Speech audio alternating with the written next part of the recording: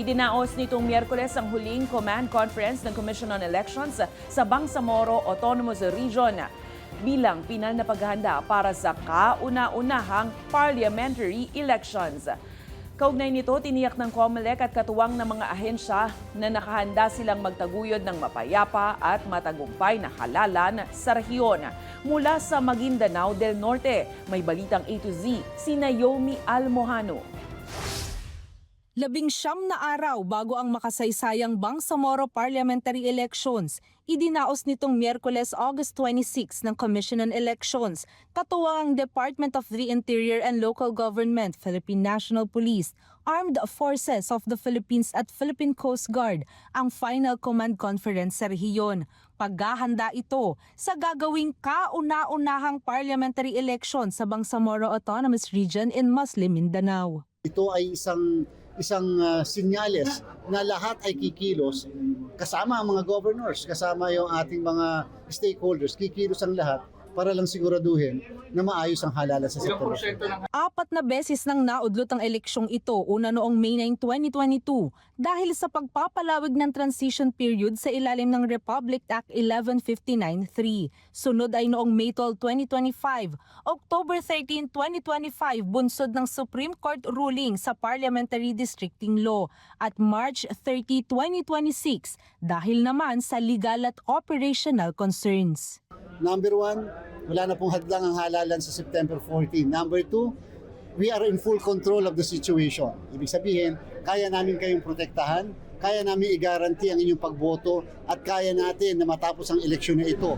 Sa hinabahaba ng prosesyon sa eleksyon din ang tuloy. Malaking hakbang tungo sa kapayapaan at pagkakaisa ang nalalapit na parliamentary elections. Kaya ang iba't ibang concerned agencies, katuwang ang election watchdogs, pagtitiyak sa kaligtasan at kaayusan ng nalalapit na eleksyon ang kanilang pangako. Kasunod ito ng suspected election-related incident noong August 14, kung saan tinambangan ng convoy ni Bangsamoro Interim Chief Minister Abdul Rauf Makakuwa. Pagtitiyak naman ng mga otoridad, ongoing ang investigasyon dito. There are suspects, there are leads, but the final report will be come out in 1 or 2 weeks. Best for the PNP to see the government. Habang patuloy naman na mahigpit ang pinapatupad na COMELEC checkpoint sa rehiyon kaugnay ng gun ban at election period. Dahil po sa mga checkpoint natin, kita niyo po, 11 lang ang na-aresto dahil sa nagdala short firearms pa. Ibig sabihin, sumusunod ang mga kababayan natin dito sa Bangsamoro doon sa pinatutupad natin na checkpoint. Halos po 23,000. Binalaan ni Remulla ang mga kapulisan na mananagot pati kay Philippine National Police Chief Melencio Nartates sakaling muling magkaroon ng gulo o insidente ngayong election period sa Bangsamoro. I will hold each and every police officer here accountable.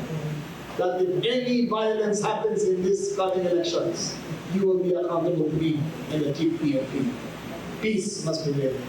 We must be stalwarts for the peace. Samantala, may bili naman ang COMELEC sa lahat ng kumakandidato sa Bangsamoro. Ito'y kahit na walang anong report ng vote buying ang naitatala sa rehiyon sa kasalukuyan. Aniya, generally peaceful ang pangangampanya at inaasahang mananatiling payapa hanggang sa proklamasyon ng mga mananalo.